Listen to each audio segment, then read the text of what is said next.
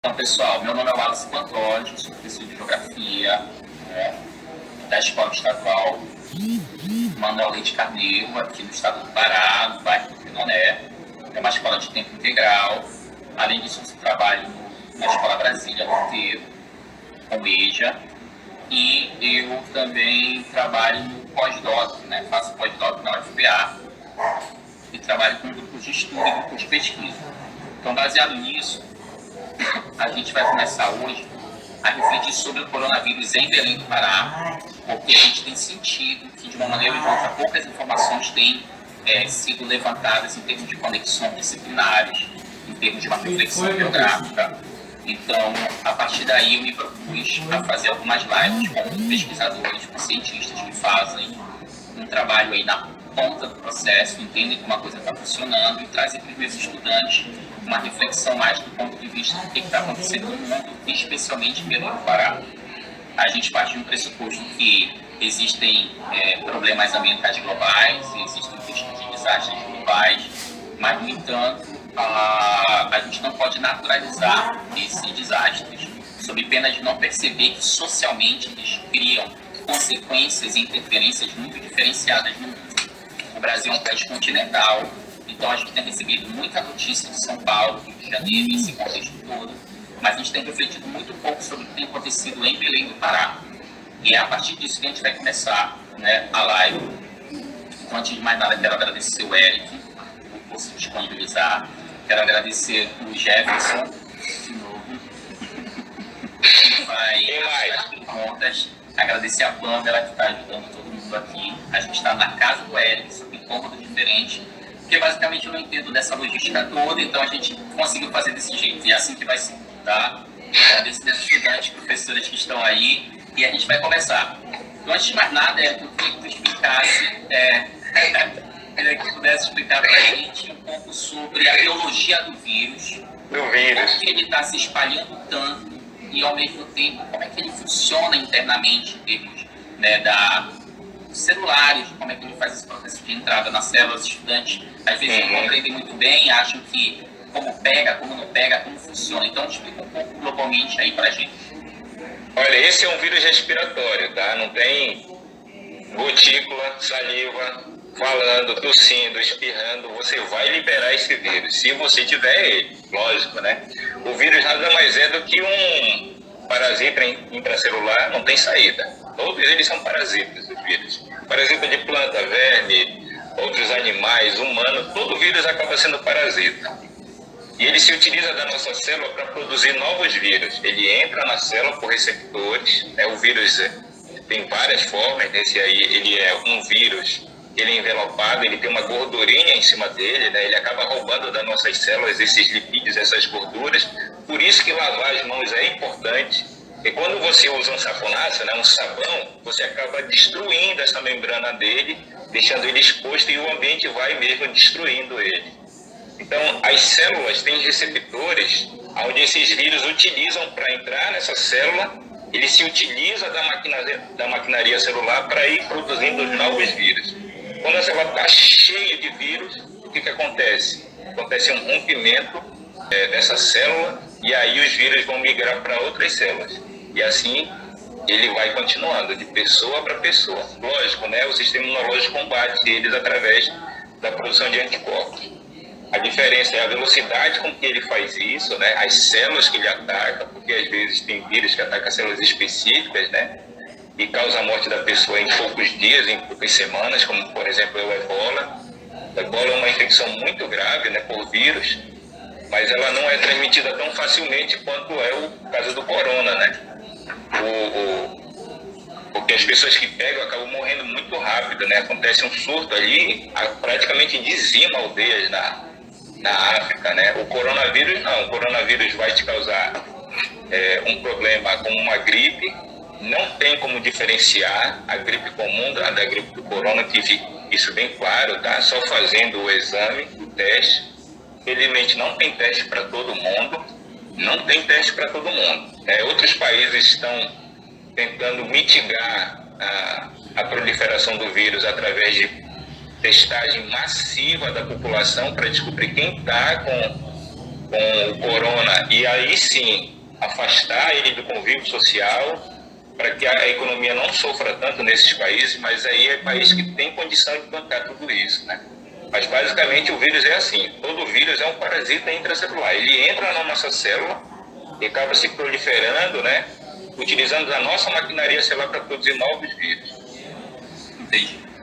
E Eric, já para tirar esses esqueletos do armário, tipo, afastar logo todo um conjunto de coisas, existe aí toda uma falácia bem problemática do meu ponto de vista, de que é de laboratório, que é culpa da China, que é do mundo inteiro, e aí as pessoas entram numa piração sobre isso, não compreendem que vírus desse tipo podem surgir em várias partes do mundo e se proliferar de formas muito diferentes. E aí a culpa é da China, é o vírus chinês, que as pessoas começam a usar de uma maneira bem errática e preconceituosa mesmo. Então eu queria que tu deixasse bem clara, inclusive dando exemplos do Brasil, para que as pessoas já afastem essas questões do armário que não tem a ver com geográfico. Um dado importante é que a gente consegue editar vírus, viu? É possível fazer isso. Não é possível criar um vírus. Isso ainda não é possível. A gente não chegou nesse ponto de criar um vírus do nada, mas é possível editar. A gente tem várias técnicas para fazer isso. A gente usa até em laboratório essas técnicas para editar vírus. Então tem trabalho já mostrando que esse vírus, ele não surgiu do nada, né? Ele é um vírus que já está bem catalogado pela ciência, todo mundo conhece a família do coronavírus, a coronaviridae, né? A gente já conhece vários desses vírus. Esses vírus, como eles não têm uma maquinaria interna deles que consegue editar o seu próprio DNA, quando ele entra num outro organismo, ele acaba sofrendo mutações. Alguma dessas mutações faz com que ele seja capaz de infectar outros organismos. E nesse caso aí, foi o que aconteceu. Então, provavelmente foi um vírus que a gente não, no caso lá na China, né, as pessoas acabaram contraindo a partir da alimentação da caça, né, e eles têm muito esse costume. Algumas regiões aqui no Pará a gente ainda tem isso, né, e aí que fique bem claro, né, os vírus existem em todo o planeta, né, não é porque aconteceu a Zika aqui, porque a Zika é brasileira, né, a leishmaniose, ela não é paraense, as doenças elas vão existir em todo o planeta. Não é porque o vírus da gripe suína causou um surto no México que é um vírus mexicano. É até uma idiotice falar isso. Agora é claro, né? Fique bem claro. É importante toda vez acontecer um surto desse, que as autoridades sejam notificadas e que elas tomem as providências necessárias sanitárias para combater o surto, né? Infelizmente, ele aconteceu num país que tem suas peculiaridades e, infelizmente, ele acabou causando todo esse transtorno no mundo todo. Perfeito. E aí, falando um pouco do contexto geográfico, volto a acentuar que a gente tem um foco hoje, que é uma introdução inicial e, ao mesmo tempo, um público voltado mais para o ensino médio. Então, para alguns vai parecer uma informação um pouco banal, mas os jovens do ensino médio precisam dessas informações, eles são, em grande parte, vetores do vírus, para compreender melhor isso. E são meus estudantes, e eu estou voltando aqui para eles agora e gostaria que eles participassem. Falando um pouco dessa dimensão global, né? Inicialmente aparece na China, uma província específica, mas o fato é que a gente tem que compreender, pessoal, que hoje não é igual ao passado. A gripe espanhola demorou anos para se espalhar pelo mundo. Algumas doenças, há séculos atrás, nem chegavam nos outros lugares. Não se infectavam outras pessoas, porque você tinha isolamento geográfico. Você tinha uma circulação muito menor de pessoas e hoje não é essa a realidade. A gente vive num mundo onde o trânsito, em termos de velocidade, é muito grande. A circulação de avião, de trem, de barcos, as conexões entre os países vão tornar, e isso é um alerta para a gente está vivendo hoje um cataclismo no sentido de impacto mundial, mas um alerta para a gente para compreender o seguinte: é uma tendência no mundo atual globalizado das pandemias. Isso é uma tendência pela velocidade com que as pessoas circulam, pelas trocas culturais do mundo e, consequentemente, a gente tem que entender. A partir da China, você tem um espalhamento por conta dessas trocas econômicas, culturais e de circulação. Isso. Você tem, primeiramente, repare, a gente vai ter um vetor que vai ser ali para o Oriente Médio, né, e um vetor para a Europa, então, seguindo esse caminho de conexões fortes globais. E aí você tem um certo LED, uma certa separação, que é o próprio Oceano Atlântico aí, né? E aí depois você tem um espalhamento dos Estados Unidos, e aqui começa a chegar, né? Já chegou aqui faz um tempo, a gente sabe, né? E dentro do Brasil, eu queria que a gente tivesse essa clareza, né? De que a gente tem centros metropolitanos diferentes uns dos outros, muito maiores uns dos outros. Não é comparável uma São Paulo com Belém, que tem 1,4 milhão, oficialmente, pelo menos essa estimativa de 2018. Então, na medida que é um espalhamento, obviamente você vai ter uma tendência metropolitana no Brasil, muito forte inicialmente, e aonde seriam pontos de conexão intensa. São Paulo, Rio de Janeiro. Olha o que é interessante, aqui aparece primeiro em Manaus. Em Manaus, justamente, a gente tem Zona Franca de Manaus, a gente tem esse conjunto de circulação turística, né? Compreender que existe uma lógica global do espalhamento do vírus que revela uma lógica das redes globais também.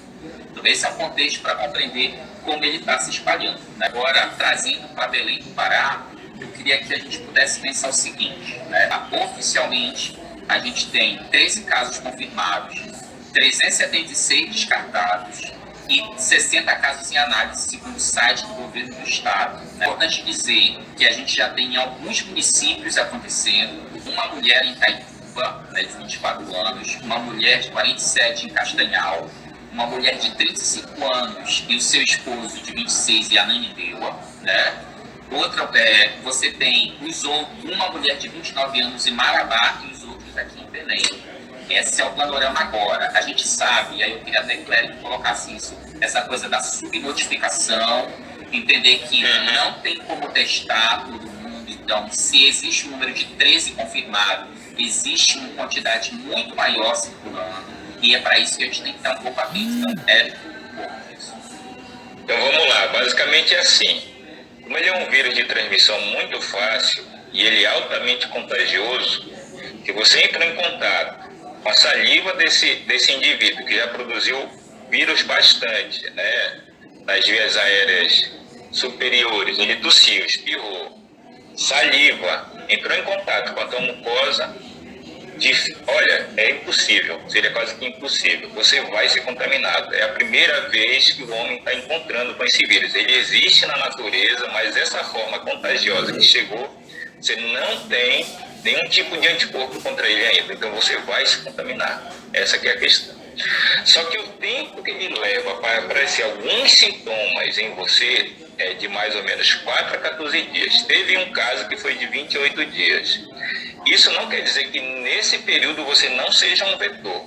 O que está acontecendo é o seguinte: por seleção natural, algumas pessoas não apresentam nenhum sintoma ou apresentam sintomas muito leves, tá? E aí a gente tem mais ou menos aí, pelo que já foi produzido na ciência, 80% das pessoas vão ter algo leve. Só que 20% vão apresentar sintomas que vão causar apatia, cansaço, febre alta, alguns vão ter diarreia, enfim, alguns sintomas de gripe. Uma gripe muito forte. Essa que é a verdade. A pessoa tem que combater, no caso, não tem remédio específico, né? Tem um trabalho aí com a cloroquina, se eu não me engano, só que ninguém conseguiu replicar ainda, tá? Que fique claro. E nesse período em que a pessoa está com o vírus, ele consegue passar para pelo menos 3 pessoas. 3 pessoas. Então, porque ele é um vírus de alto contágio. Então, a pessoa espirrou, tossiu, liberou essas gotículas no ambiente, a pessoa respirou, ela vai pegar esse vírus. Essa que é a questão. Agora a questão é a seguinte: quanto tempo que a pessoa vai produzir esse vírus? De 4 a 14 dias. Em 4 dias ela pode apresentar sintomas, ela pode levar 14 dias para apresentar esse sintoma. Já teve até uma pergunta dessa aqui já. Por quanto tempo eu posso ser o transmissor dos vírus mesmo curado? Olha, curado mesmo, Só se você fizer mais vírus. Teve uma pesquisa dessa que mostrou uma reinfecção da pessoa, mas foi muito pouco, porque foi utilizado um teste, na verdade, que era muito específico, né? Era um teste caro, né? E conseguiu detectar vírus ainda no pulmão de algumas pessoas que já tinham curado, mas ela não conseguia mais transmitir a doença. Em 4 dias, você vai produzir vírus bastante para ter alguns sintomas e você vai começar a transmitir esse vírus para as pessoas. Só que você produz e às vezes não tem sintoma, e você acaba sendo um vetor, principalmente quem? Jovem. Jovem acontece muito isso, né? Isso não quer dizer que ele não tenha sintomas muito fortes, muito graves. Então o tempo de incubação dele acaba levando mais ou menos aí 14 dias. Por isso que se pede, né, que essa pessoa que tenha se contraído o Covid fique pelo menos 14 dias em reclusão social para não transmitir esse vírus para ninguém. Então olha só, se tem 13 casos e esses 13 casos passaram esse tempo, né, todo para desenvolver o sintoma, eles já transmitiram para outras pessoas e não tem como testar essas pessoas, porque elas vão levar mais 14 dias para apresentar os sintomas. Enquanto isso, elas estão nesse período transmitindo para outras pessoas. Aí, meu amigo, a curva é exponencial. A gente levou 60 dias, mais ou menos, se eu não me engano, para ter 100 mil casos no planeta. Depois a gente levou mais 2 semanas para chegar a 200 mil casos, se eu não me engano. A gente levou 3 dias para chegar a 300 mil casos. Então, o que a gente percebe é que esse número ele vai duplicando, triplicando a cada 3 dias. A cada 3 dias. Isso é muito perigoso se a gente não tiver algumas propostas sanitárias de mitigação dos casos. Perfeito. Eu acho que essa é uma questão central, talvez a gente, inclusive eu e as pessoas no seu cotidiano, não conseguem pensar muitas vezes essa dimensão exponencial. Então hoje está tudo bem, todo mundo está na rua, está funcionando completamente, está normal. E o problema é daqui a 2, 3 semanas, 4 semanas, ela escala exponencial. E a gente tem que ter essa clareza. Se aqui chegou depois e aqui não é um centro nervoso tão planetário quanto em outros, quer dizer que a gente está um pouco atrás desse movimento, no sentido positivo mesmo. Ou seja, por nós não sermos centro do mundo, estarmos numa cidade que é periferia da periferia do Brasil, ainda que dentro da Amazônia seja central, né? Seja uma metrópole central, mas nós estamos na periferia da periferia. Então nós não estamos no centro global dos processos. Ao mesmo tempo, a gente tem um LED aqui que a gente pode aprender isso, entender que o que já está rolando em outros países, o que está fragilizando outros países, ou medidas que estão sendo tomadas em outros países, a gente pode antecipar, porque está olhando como se fosse um espelho mesmo. Lá está rolando o que aqui pode estar rolando daqui a 3 semanas, 4 semanas. Aconteceu lá na Itália, né? O pessoal levou muito tempo para mitigar os casos, né? Tomar medidas sanitárias mais contundentes, e o que a gente está vendo hoje infelizmente é uma... Eu não gostaria de utilizar a palavra, mas é uma desgraça que está acontecendo na Itália, infelizmente. Infelizmente as pessoas não estão conseguindo nem chorar pelos seus entes queridos. E aí, Érico, eu queria que tu entrasse um pouco nesse contexto belenense, para te dar alguns dados. Então, por exemplo, Belém, obviamente, não vai ter essa quantidade de casos que vai ter Rio, São Paulo, porque, obviamente, a população é muito menor, mas a gente não pode pensar muito nessa noção do número absoluto. A gente tem que pensar isso, exatamente. do total da população. Então, não é bem, Belém está legal porque tem muito menos casos em São Paulo. Não, é quantos casos em relação à população de Belém a gente está tendo, né? Então, Belém é uma metrópole com números que são estimativos, porque a gente tem censo que é de 2020, dados de 2010, mas para 2018, 1,4 milhão de habitantes, um pouco mais que isso. Se a gente estender para a área metropolitana, não esqueça que eu estou falando de cidade de Belém, mas Belém também é uma metrópole que engloba vários municípios, a começar com Ananindeua, por exemplo, tem um pouco mais de 500 mil habitantes. Marituba, Santa Isabel fazem parte dessa área metropolitana, estudantes aí entender, né, que existe cidade de Belém e região metropolitana de Belém. Né, isso, exatamente. E aí a gente tem uma menor população, a gente tem uma concentração populacional que é muito particular de Belém também. É importante dizer que Belém ela é mais insular que continental, tem dezenas de ilhas ao redor de Belém, então o território de Belém é muito mais disperso em termos de extensão mesmo.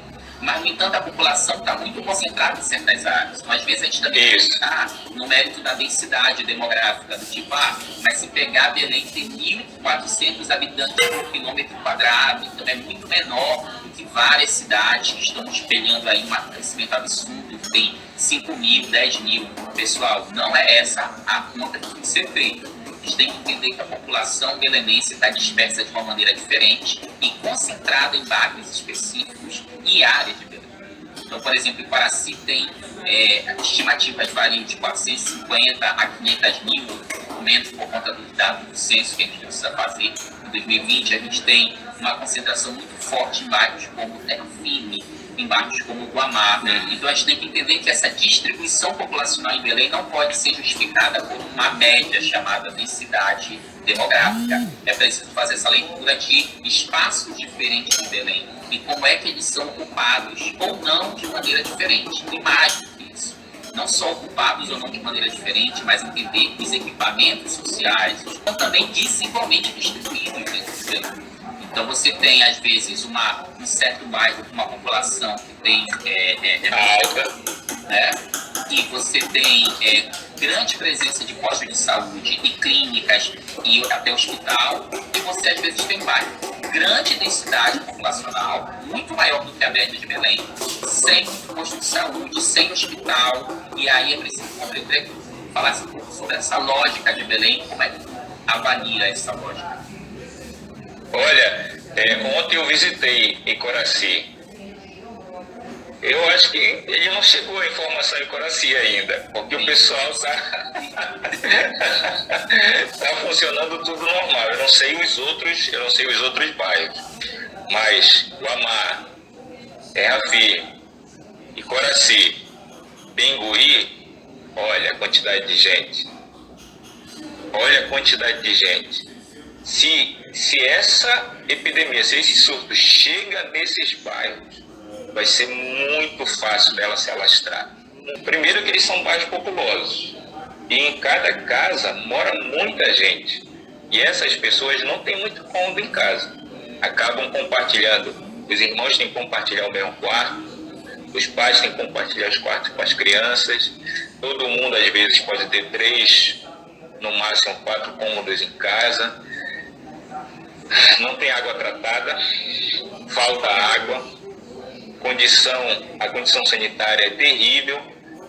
Imagina só, né? Eles já têm os problemas específicos lá de dengue, problemas gastrointestinais em virtude da falta de saneamento básico, né? Então, imagina uma coisa se sobrepor a outra. O que a gente tem uma discussão importante na ciência esses países aí que estão tendo muitos casos e eles estão abarrotando, né, o sistema de saúde deles, tem gente que precisa, está sem corona e também precisa de uma assistência médica. E já tem dados de mortes dessas pessoas que precisam por não conseguir um leito no sistema de saúde. E aí a gente contabiliza isso com morte devido ao corona? Entendeu? A gente precisa acentuar para os jovens, sobretudo, entender que há uma emergência epidêmica, mas todas as exatamente. Do ano todo que rolam aqui, elas vão continuar acontecendo. Então, você imagina, quem já foi em hospital público aqui em Belém, sobretudo hospital público, né? Quem já precisou ir numa UPA recentemente, antes dessa história toda, já sabe que a realidade é bem difícil. A gente já sabe que a nossa cobertura de saúde nacional, a despeito de, eu preciso fazer, a gente vai fazer mais na frente isso com mais cuidado, mas a despeito de a importância do SUS e a necessidade de nós defendermos o SUS, porque se não fosse essa malha, essa rede, que a rede, literalmente, a gente ia cair dessa sem rede nenhuma, né? A despeito disso, a gente sabe que, mesmo assim, a fragilidade do sistema de saúde belenense é uma realidade. Então, você imagina aí que, apesar dessa expansão epidêmica, tudo que acontece vai continuar acontecendo. Desde as epidemias que são locais e regionais, quanto acidente de trânsito, taquicardia, derrame, todas as cagadas que ninguém está prevendo que pode acontecer, e às vezes acontece, uma fratura e tudo mais, vão continuar acontecendo. Então a questão aqui, que a gente tem que refletir com muito cuidado, porque a gente olha muito, estão morrendo tanto de corona, não é tanto. Ainda tem essa visão, que até que explicar essa visão de que as pessoas ganham o sprint no Twitter, que vira esse jogo politiqueiro patético de pegar, não está morrendo tanto, ou é aceitável, né? Existe até uma reflexão de que é aceitável essa quantidade de mortes, né? Existe aí entra a naturalização da coisa, né? Aceitável isso daí, mas a despeito disso, o que acontece? Muito mais centralmente, a gente tem que ver que essas coisas vão continuar acontecendo e a gente está numa epidemia que está em expansão agora. Isso, exatamente. Ela não é uma epidemia estabilizada, ela está em expansão frenética agora, né? Então eu queria que você falasse um pouco mais disso.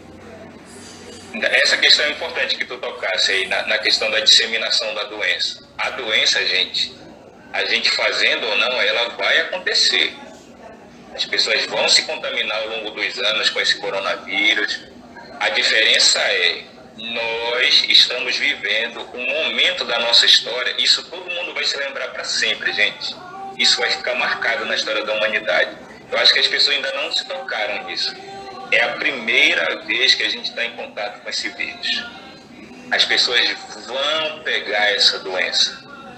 A diferença é o quanto é que a gente quer que pegue nesse período muito curto de tempo. Então, se a gente não fizer nada, a gente vai ter uma explosão de casos, como a gente está vendo em vários países da Europa, como a gente viu na China, e eles não estão conseguindo dar conta, e as pessoas estão morrendo em grande quantidade, e é uma falácia que é só idoso que está morrendo. É uma falácia aí. Um dado, só um dado. Belém do Pará, pelo menos a partir do site que a gente tem oficial, né, do governo falando, tem mais ou menos 149 mil idosos, né, acima de 60 anos, no caso, 149 mil idosos. É muito maior do que muitas cidades do Pará, é importante dizer, né?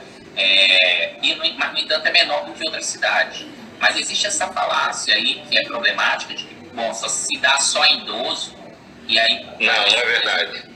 Não, me parece até uma dimensão da desumanidade mesmo, se dá só em idoso. Isso, exatamente. Não, já estamos no final da vida e eu não estou nem aí, o que é absurdo, né? Então, como é que entra essa lógica, né? Como é que fica essa lógica? Porque a gente tem uma quantidade grande de idosos, convenhamos, 10 pontos alguma coisa da população, das 149 mil idosos, dispersos de maneira diferente. Você tem bairros com muito mais idosos que outros em Belém. E esse é um dado relevante para o sistema de saúde pensar em até essa articulação de quarentena e tudo mais, porque às vezes, de fato, não precisa quarentenar todo mundo tão forte. Você tem bairros com mais idosos, se a gente pensar naquela coisa da quarentena vertical, então, alguns propõem, né? Quarentena vertical, idoso e pessoas que seriam do grupo de risco com doenças prévias e deixa todo mundo circular, porque senão a economia não pode parar. Eu queria que comentasse um pouco sobre a validade e inviabilidade da quarentena vertical nesse caso. Olha, nesse primeiro momento ela não é viável. A gente já tem experiência de outros países como a Itália. Eles demoraram uma semana para tomar medidas de mitigação muito mais severas, muito mais poderosas, e a gente viu o que aconteceu. O vírus é muito contagioso, ele é muito perigoso, então ele se dissemina muito rápido. Então, nesse primeiro momento, quem não precisar sair de casa, e seu serviço não é essencial, e isso é um ponto importante, porque o pessoal está nesse debate político e falseia as coisas. As coisas não vão parar, gente. Só vai parar se a gente chegar no estado de calamidade pública, como está na Itália. O pessoal está colocando exército, polícia na rua, porque perdeu o controle. No momento em que eles poderiam ter feito os processos de mitigação da epidemia, do surto, eles não fizeram. Que fique claro isso. Então, as coisas vão continuar funcionando. O que é essencial vai continuar funcionando. Mas se você não precisar sair da sua casa, fique na sua casa. Porque dessa forma a gente consegue ter um achatamento dos casos ao longo do tempo. Se todo mundo tivesse do jeito que estava na Itália, a gente vai ter muitos casos em curto período de tempo. Essa que é a questão. Porque como o vírus é muito contagioso, ele infecta várias pessoas muito rápido. E aí a gente tem aí mais ou menos uma ideia de que 5 a 6% precisa de hospitalização. E 5 a 6% de 100 pessoas é 6.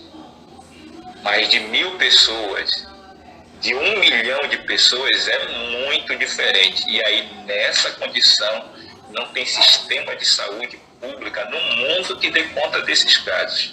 Então, se você não precisa sair, se seu trabalho não é essencial para o funcionamento da sociedade, fique em casa.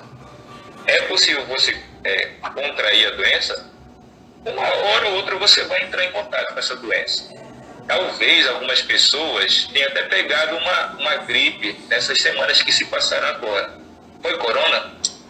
Não dá para saber. Não dá para saber. 80% das pessoas vão ter algo muito leve ou não vão ter nada. O problema é quem fica muito doente, gente. Quem fica muito doente, o vírus é muito poderoso para essas pessoas. Vai causar um transtorno físico, mental, desgaste para essa pessoa e para a família. E a questão é muito fácil eu entrar em quarentena. É muito fácil eu entrar em quarentena. A questão toda, gente, se esse surto chega, Bengui, Guamá, Terra Firme, comunidades mais pobres de Coraci, gente, vai ser uma calamidade pública. É essa que é a questão. E aí falando, é importante ter um dado também específico de Belém, que não é só de Belém, mas Belém acaba enfrentando, né, e tendo que lidar, que é a questão de como os equipamentos de saúde em Belém, ou melhor dizendo, no estado do Pará, eles são muito concentrados, né? Você tem só 17 hospitais de grande porte espalhados, digo só não, segundo dados oficiais, você tem os hospitais regionais, você tem os hospitais que se concentram em grande parte de Belém, você tem Paragominas, você tem Marabá, você tem, e aí para os meus alunos também, tá, procurarem aonde ficam os hospitais regionais de Pará, quantos hospitais públicos tem em Belém. Tem que entender que é preciso compreender que a estruturação diferente desses hospitais, quantidade de leitos para UTI, priorização do vírus frente à realidade belenense. Para quem sabe, Belém recebe muitos pacientes do estado do Pará para tratar de questões que são impossíveis de resolver nos seus municípios, porque só tem um posto de saúde e às vezes não tem tomografia, aparelho de tomografia, né? E você tem gente que vem do Maranhão, você tem gente que vem de outros estados para se tratar em Belém, por Belém ser uma metrópole, e acaba que polariza, né? Interfere nessa dinâmica. Então, como é que tu avalia essa coisa da interiorização do Pará? Porque se a gente pegar os dados, felizmente são poucos casos, né? Mas isso já é uma realidade. Itaituba, Castanhal, Marabá, né? Como é que... Conhece Grupar? Já fosse Grupar? Não. A única forma de chegar assim é barco, navio. Sim. São 30 horas de navio. São 30 horas. Eu fui lá dar aula pela interiorização da web. Eu ia falar nesse contexto para a Transamazônica, né? Você tem, por exemplo, na Transamazônica, uma série de municípios todos vicinalizados, ou seja, com comunidades vicinais, assentamentos que não são pequenos, 1.000 famílias, 1.500 famílias, entendeu? Dispersos, sem posto de saúde, às vezes sem enfermeiro para tratar malária, que é uma realidade ainda na Amazônia. Então, assim, a gente não consegue enfrentar direito a malária, né? Então, a gente tem que entender essa capilaridade. Eu queria que falasse um pouco dessa pressão sobre Belém, e aí importante para quem está assistindo, de modo nenhum é uma fala de não venham para Belém, não é isso. Na atual conjuntura, né, as pessoas podem dizer, não, a ideia é segurar a galera lá, fecha o município, que é o lockdown, né? Fecha tudo, cada um fica no seu e aí espera acontecer. Não. É entender que Belém tem uma especificidade, que é esse transbordo de pessoas que precisam de tratamento para cada cidade. Como é que tu pensa? E é 24 horas, né? Isso aí, esse tipo de viagem para Belém interior, é todo dia, 24 horas por dia, né? Um detalhe importante aí, Wallace, se a pessoa tiver o contágio, né? E se ela tiver coisas leves, ela vai ter que ficar lá. Porque não vai ter tanto problema assim. Agora, se ela tiver falta de ar, e essa falta de ar assim, não é correr e ela está lavando louça, por exemplo, e sentir falta de ar, né? Ela está, sei lá, ela foi guardar uma roupa e sentiu falta de ar, isso já é muito perigoso. O que acontece? O vírus, quando ele ataca as vias aéreas, ele desce para as vias aéreas inferiores e multiplica no pulmão. E essa multiplicação no pulmão, ela é combatida pelo sistema imunológico. Aí esse sistema imunológico acaba inundando o pulmão, encharca o pulmão de água, e a pessoa vai ter essa falta de ar. Ela vai ter, em algumas situações muito graves, ela tem como se ela estivesse sendo afogada, entendeu? Então essas pessoas, elas vão precisar vir para Belém. Agora sim, existem esforços, né, que a gente viu aí do governador fazer unidade de pronto atendimento em breves, se eu não me engano. Breve parece que são 60 leitos. Aqui em Belém, são 420 leitos lá no hangar. Vocês sabem que na Amazônia existe uma dificuldade evidente, que é a fiscalização das fronteiras, pessoal. Infelizmente, os casos que estão sendo notificados são um número bem pequeno se comparado ao Sudeste, Nordeste, e vai ser assim mesmo, pela concentração populacional. Mas existe uma dificuldade forte de notificar esses casos, dada a dispersão, a baixa densidade, dada a dificuldade de fiscalização e de acesso da população. Porque às vezes não é que o cara não quer ser notificado, às vezes ele não consegue chegar e dizer, olha, eu estou sentindo isso, eu estou vivenciando isso, e ele fica em casa, porque infelizmente é a única alternativa que ele tem nos interiores. E a melhor coisa a se fazer, se ele não tiver sintomas muito graves, é a melhor coisa que ele tem a fazer. Porque se ele tiver o corona e tiver leve, ele fica em casa e não transmite para ninguém, entendeu? Então essa é a melhor coisa para ele fazer. Mas se ele tiver um quadro muito grave, ele tem que procurar sim assistência médica. O Eric, né, falasse um pouco sobre essas medidas, como é que ele avalia as medidas que estão sendo tomadas. E aqui a gente não vai ter papas na língua, as pessoas sabem muito bem a minha posição em relação a isso. É importante dizer que sou professor de geografia, tenho eu e meus companheiros professores, que no momento estão parados aqui no estado do Pará. A gente não está parado porque quer, a gente é parado porque tem uma compreensão da realidade que se instalou. A gente tem essa compreensão e tem esse compromisso e essa responsabilidade. Essa live tem a ver com a necessidade de continuar dar aula e conversando, estudando e aprendendo justamente com os professores. Então, eu quero fazer, antes de mais nada, uma defesa em relação a nós, professores e funcionários públicos, que muitas vezes somos desacreditados, somos chamados de parasitas, que a gente não quer trabalhar, que a gente só quer ficar em casa, quando na realidade, hoje a gente precisa entender que isso é uma necessidade. A gente precisa entender que muita gente lá fora não tem esse privilégio de poder ficar em casa, que vai precisar ir para a rua para matar um bebê. Isso, exatamente.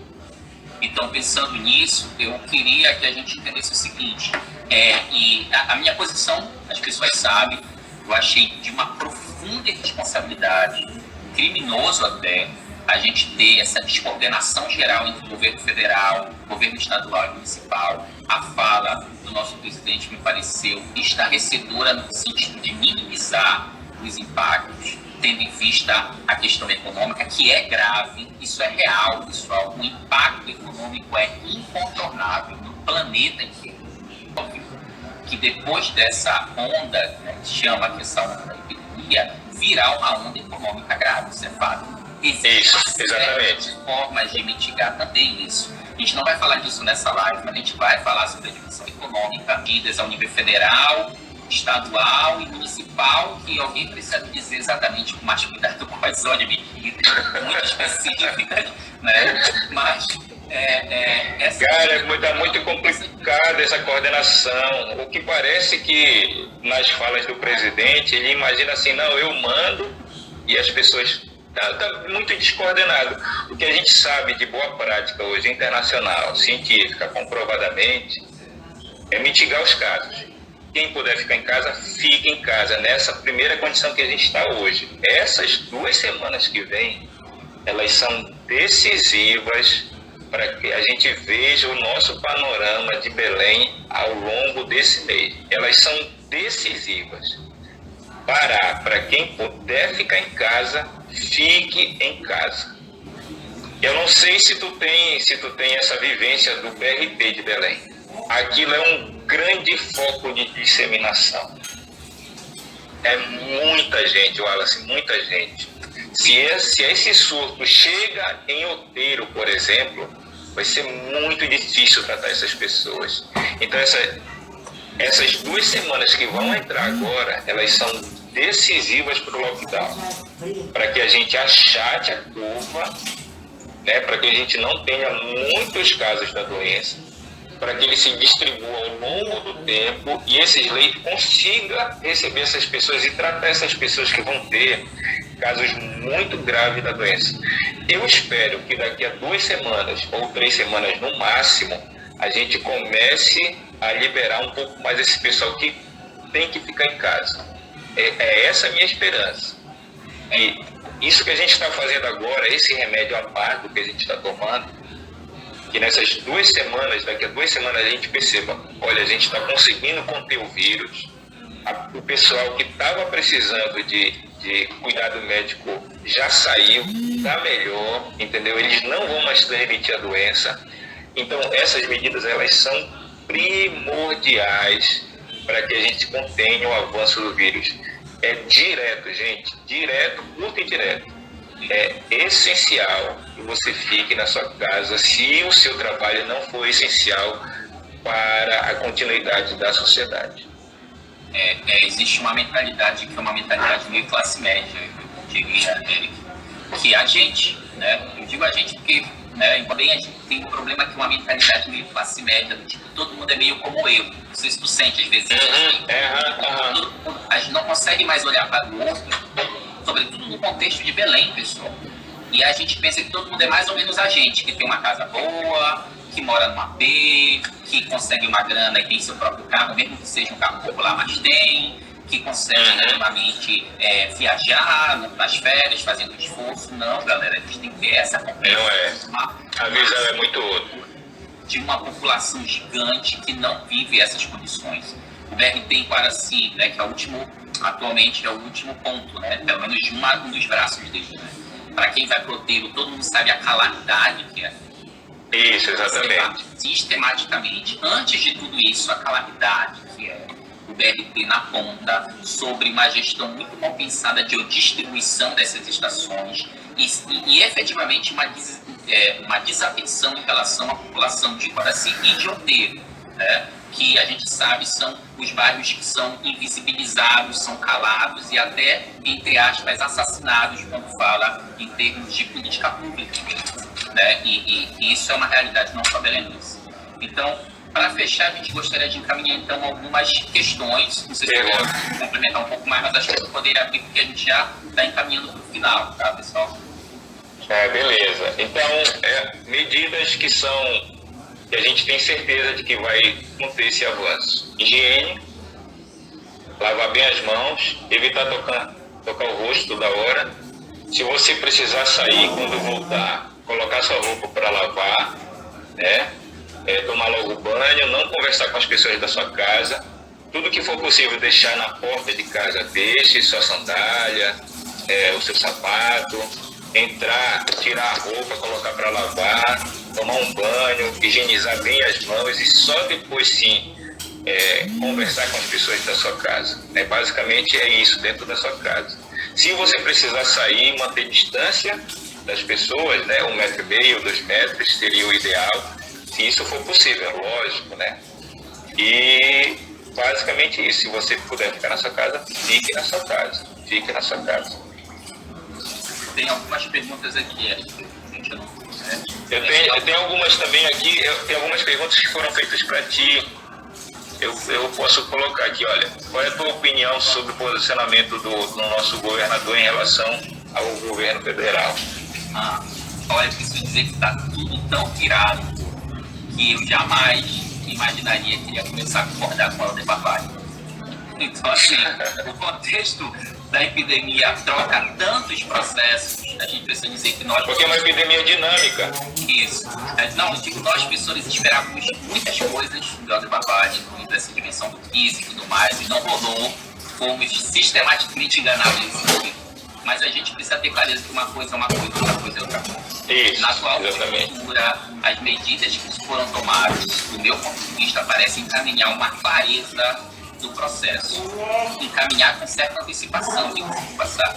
Se, por exemplo, depois de amanhã ou daqui a uma semana, por conta dessas medidas mais duras que não só aqui, mas os governadores estão tomando, a gente tem uma redução de casos realmente não tão impactantes, não interessa se vão dizer que, olha, o Bolsonaro tinha razão, que foi ele que falou, e ele que fez, e nem era tão grave assim, não interessa. O que interessa é que as pessoas precisam viver, e que aí, pessoal, todo mundo, ou pelo menos grande parte, vai pegar uma hora, mas não pode ser agora. Uma hora ou outra. Não pode ser um mês, 2 meses, todos os belenenses, ou 60% dos belenenses. Existem várias medidas que vão diminuindo essa porcentagem. Existem outros divulgadores científicos que estão trabalhando, refletindo com cuidado nisso.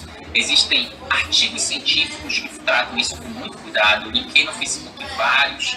Gostaria que quem pudesse ler, inclusive possa ler inglês. Se você não lê inglês, joga no Google Tradutor, tu vais entender mesmo assim. Procure informação de grupos de pesquisa e cientistas sérios que estão refletindo sobre a coisa. Porque a disputa política, ela é um campo do processo, mas existe uma epidemia real, ela não é uma ficção, ela não é tão criativa, ela não é uma ficção. Então existe gente séria refletindo, escrevendo e publicando sobre isso, e com experiências de outros países que a gente pode aprender. Então, eu acho que nesse sentido tem sido bem a contento, né? Eu só fico muito preocupado que é o seguinte... Cadê o Zenaldo? Cadê o Zenaldo? Né? Mas que é o seguinte, a gente tem medidas muito da ordem da repressão, que são necessárias em certa medida, ou seja, medidas que vão isolar na marra as pessoas, que determinam que vai ter multa, não é aqui que está acontecendo, mas em outros já está, vai ter multa para sair, que você tem que, enfim, ficar em quarentena forçada. Se isso não diminuir o processo de expansão, a gente vai ter medidas ainda mais duras, com forças armadas na rua, e quarentena total, e fechamento e tudo mais. Existe uma dimensão que é uma dimensão repressiva do processo. Eu queria que, para quem está escutando, não esqueçam que as comunidades e bairros de Belém do Pará já se articulam por outras razões para enfrentar outros problemas. E isso deveria ser visto pelos governadores, pelo prefeito, pelo presidente, no sentido de dotar essas articulações de mais possibilidades tecnológicas e financeiras. O que eu estou falando com articulações? Estou falando, por exemplo, coletivos de bairro que já se articulam há muito tempo para enfrentar a violência. Estou falando de grupos na Terra Firme e no Guamá, que já tem uma compreensão da vizinhança de como articular formas de auxílio, de troca de trabalho, de possibilidade de melhorar condições de certas coisas, de enfrentar o poder público muitas vezes repressor. E repare que a gente não está olhando muito para esse lado, que é o lado da potência de articulação das pessoas lá. Existem vários coletivos, grupos sociais e gente organizada em vários bairros de Belém, que já fazem enfrentamento, pessoal, de doenças como de HIV, a dengue há muito tempo, e que tem um know-how, uma experiência que poderia ser potencializada pelo governo do Estado. E eu acho que é isso que talvez seja o que esteja faltando do meu ponto de vista. Perguntaram aqui se pega a corona 2 vezes. A questão simples aí é: você pega a gripe várias vezes ao longo da vida. E fique claro isso para você. Aí você pega vírus que são de cepas diferentes. Quando você pega um vírus específico, você produz imunidade contra ele, e aquele vírus você não vai mais contrair. Então, pega a corona, esse corona, se você pegar, você não vai pegar mais ele, a não ser que ele mude e volte a te infectar. Simples assim, tá? Perguntaram outra coisa aqui. Houveram muitas críticas com relação à vacina da gripe. Afinal, qual o reflexo dessa medida ao meio do surto? Olha, essa vacina agora não serve para a corona, mas impede que a pessoa fique doente de outros tipos de vírus, né? No caso, influenza, H1N1.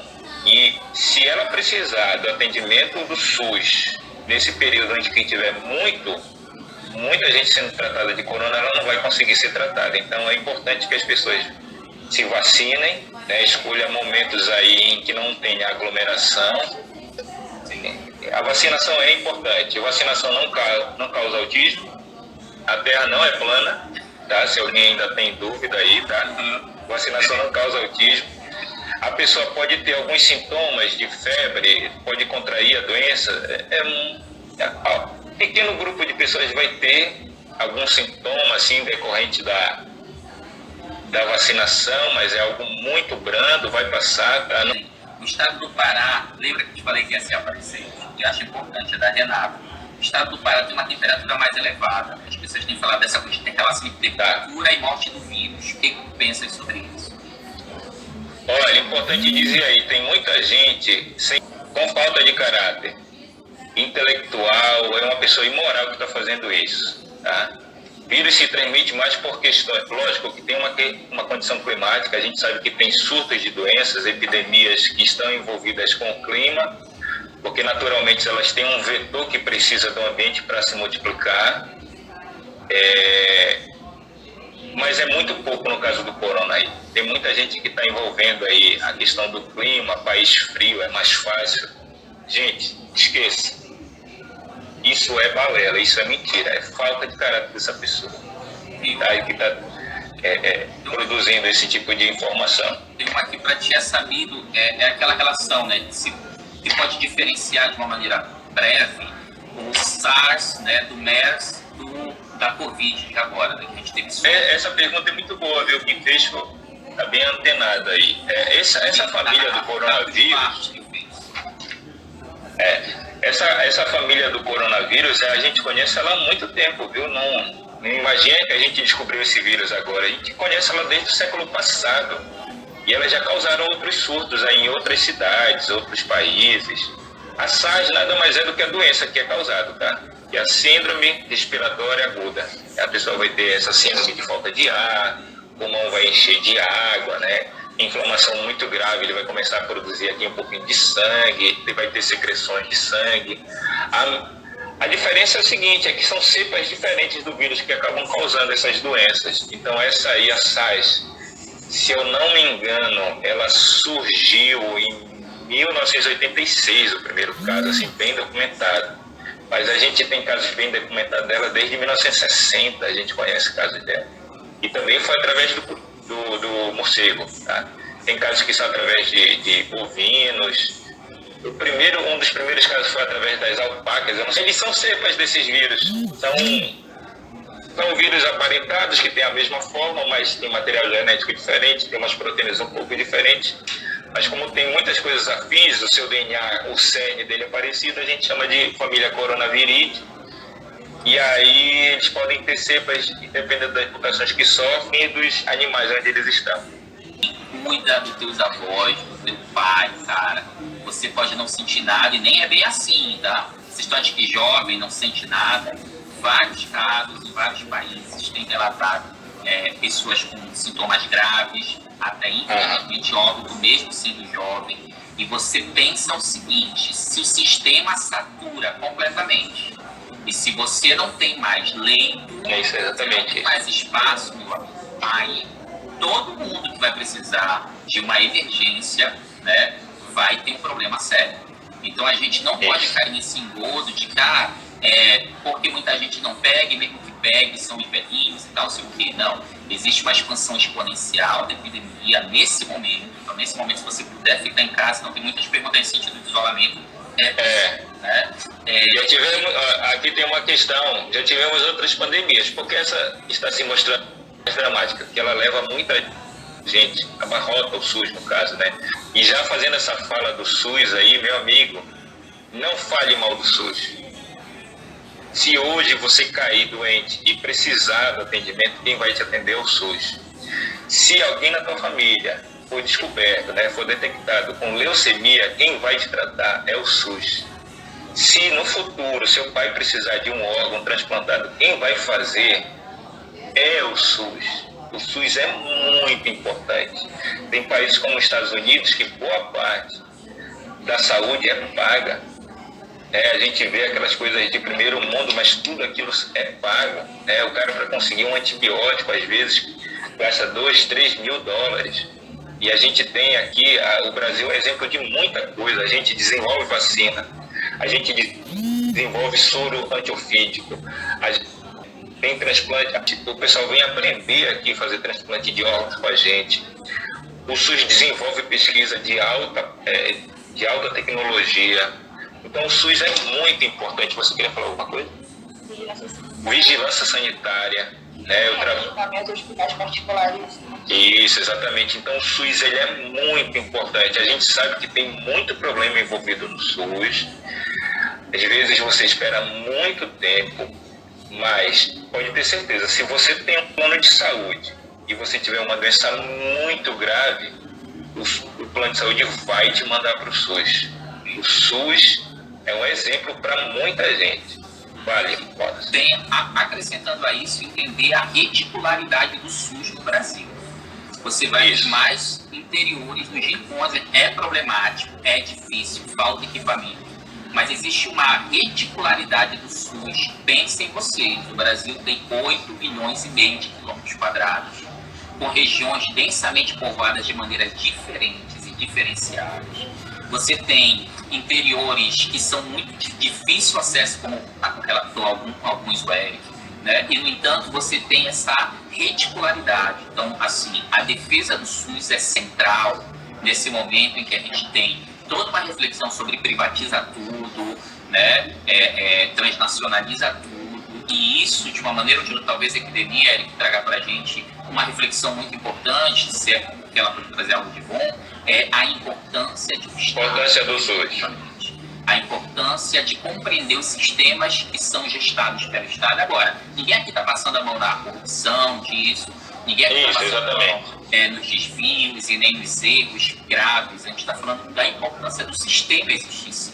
E vocês não têm ideia da complexidade que é gestar um sistema como esse, e o Brasil consegue ainda. A gente percebe que os Estados Unidos, por exemplo, mal conseguem gerar dados sobre a situação, né, dados reais, porque não tem essa reticularidade, não tem essa instrumentalidade toda, e como o sistema é muitas vezes pago, as pessoas não vão, porque eu vou fazer teste, dá negativo e pago 10 mil dólares pelo teste que eu não tenho. Então, eu acho que essa é uma questão, né? Falaram aqui sobre a questão do Brasil ter subsídios econômicos, né, suficientes para superar a crise. Olha, é uma resposta bem difícil, eu não vou me arriscar muito nela no momento, a gente vai ter uma live específica sobre a dimensão econômica. Mas é importante dizer que a gente está numa situação de crise, de calamidade. Então, nessa situação de crise, certas contas e certos pesos, digamos assim, são retirados dentro da burocracia para viabilizar o recurso. É importante dizer que, por outro lado, o Brasil tem gastado, né, nos últimos meses, né, só para vocês terem uma ideia, das reservas internacionais que o Brasil tem, ele torrou mais ou menos 30 bilhões de dólares para segurar o real. Se dizia que seria um câmbio livre, mas viu que a economia não está... E que não vou entrar nesse mérito, mas uma série de fatores impuseram uma deslanchada, né, do dólar em relação ao real, e você teve a necessidade de segurar isso. E aí você tem 30 bilhões de dólares sendo utilizados. Eu imagino que é 30 bilhões de dólares que foram nos últimos meses para segurar isso. Só para vocês entenderem, eu não estou aqui entrando no mérito econometrista, mas é para compreender o seguinte: existem algumas fontes, elas podem ser abertas e elas podem ser desamarradas no momento de crise. Isso vai gerar um efeito pesado no Brasil? Vai. Mas a questão é se a gente quer passar por essa crise. Porque não adianta a gente pensar também só na economia e na saúde pública e a gente ter uma mortandade, que é uma realidade que está se estabelecendo em outros países, né? Aí as pessoas colocam, por exemplo, não, mas professor, mas repara, mesmo assim são 8 mil, 9 mil, não vou entrar nem no mérito, né? 9 mil mortos, como se fosse uma coisa aceitável, né? Mas a gente ainda está no início do processo. E tem um detalhe do caso brasileiro. Ele é paradigmático, porque é o primeiro país com uma população gigante, mas não é um país rico, no sentido dos recursos que a gente... Estou falando rico nessa modelo que a gente tem de norte e sul, né? É um país do sul, é um país com uma população gigante, é um país que é uma democracia ainda, né? E que a gente vai, paradigmático no sentido que a gente está enfrentando como se fosse o primeiro dentre vários países que vão enfrentar isso.